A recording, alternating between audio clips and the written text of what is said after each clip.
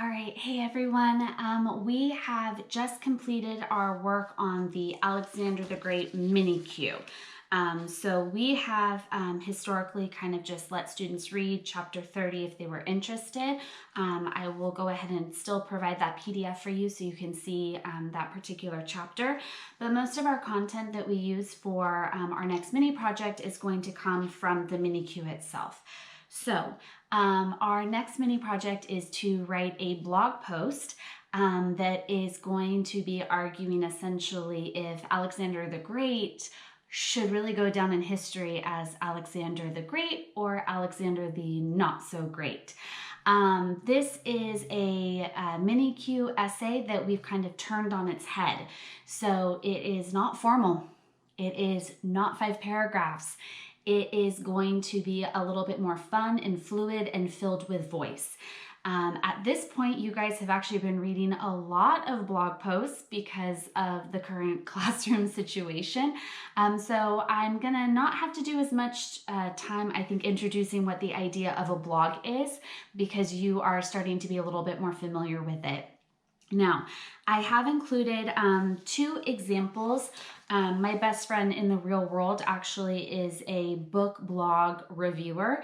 And so I've included 2 of her book review blog posts to give you guys some ideas of what it could and should look like. So things like lots of voice, lists, contractions, I's, me's, and my's, all of those things are now going to be free and fair game. I will make sure that I include the directions that also have all of my notes. A little bit of humor, a little bit of sarcasm, all of these things are really important to include so that we have something that sounds like a blog post and not a 5-paragraph essay. You are also going to want to really make sure that you're following the writing a blog checklist. Because you're not going to be writing the blog in the classroom with me. Of course, you can still ask questions, but it's going to be a little bit more of a delayed response than if we were just in our room together. So make sure that you are still going through this list. So for example, is your blog post title catchy and appealing to your readers? So we know it shouldn't be my Alexander blog post, and it should be something that's a little engaging. That's the first thing that a blog reader is going to be noticing is the title of your post. So it's kind of like the hook in a more formal essay, but it's right there in the blog title. Number 2 is using voice. You are going to talk to your audience.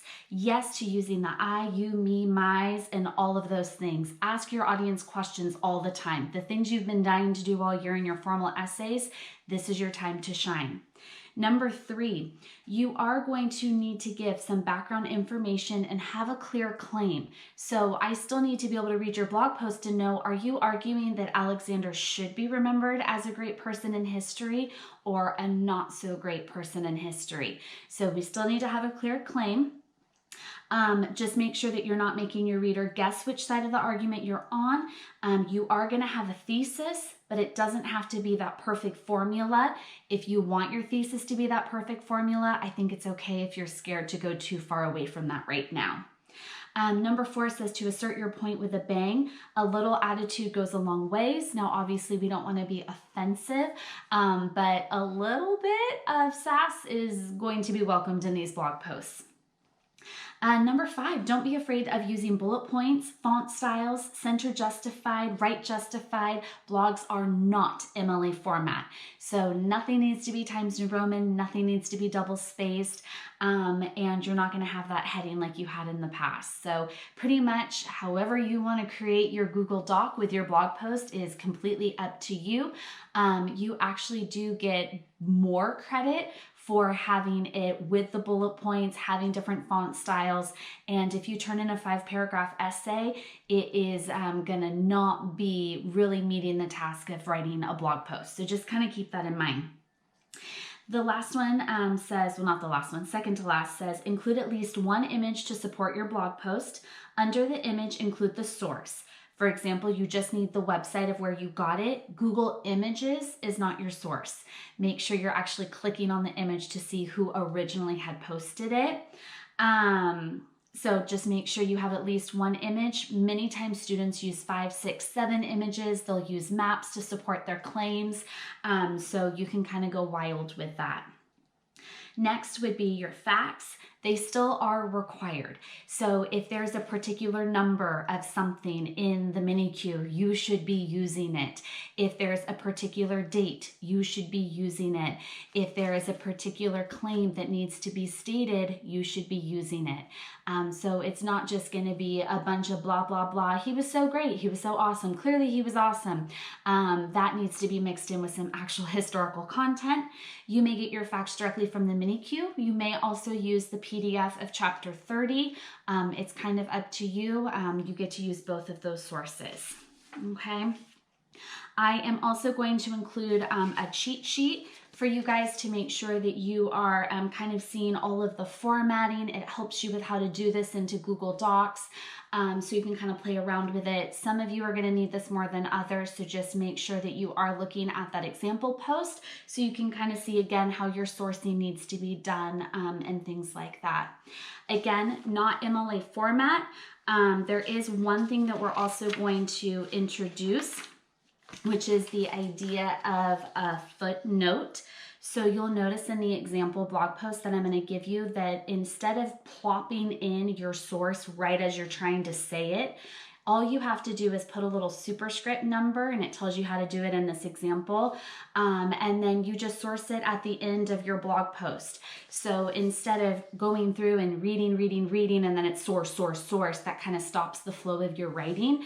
You're going to be able to just add a little superscript number. This is the first source, and then you would go ahead and just put wherever it comes from. So your different sources are going to be, you could just literally source it as the campaigns of Alexander. If you're getting something from this particular document, your source might be just a map created from various sources. So don't worry too much about how you're sourcing your information. As long as you're attempting it, we probably still don't want to be putting Doc A or Doc B as our source, because remember, people aren't going to necessarily have this mini-Q in front of them when they're reading your blog post. So if it's coming from some sort of primary or secondary source, giving the name or the author or the creator of that source would be awesome and amazing. Now, typically, teaching how to write a blog post is something that we spent almost an entire hour going over. I know that this was brief and fast, but the biggest thing I want you to know is think of that you're taking a mini-Q essay, and essentially you are going to kind of turn it on its head. You're still making your claim. You're still going to have some type of thesis, and everything else is kind of up to you with how you choose to write it. So please make sure that you're really going through all the sources that I've given you guys, all of the blog post examples and the sourcing guides. We've spent a lot of time creating this project so that it is really accessible for you. And I think the other biggest thing is don't worry so much about, again, we've said it before, is this perfect? Right? The process is, have you learned about Alexander the Great? How do you think he should be remembered? And have you tried a style of writing that's new and different for us in this more informal blog style? So I hope you guys have fun with this. This is typically one of the more fun writing assignments that we have all year long. Just as always, your final draft is going to get posted to Google Classroom. This one definitely does not need to be printed out. It should be done on a computer. So you can literally just type your blog post on a fresh Google document. Make sure you add those pictures in. Don't forget your sources. How you choose to source is really up to you. And then go ahead and make sure you have it submitted by the due date. Again, if you have any questions, comment below on this post. You can email me directly or wait for our Thursday Zoom chat.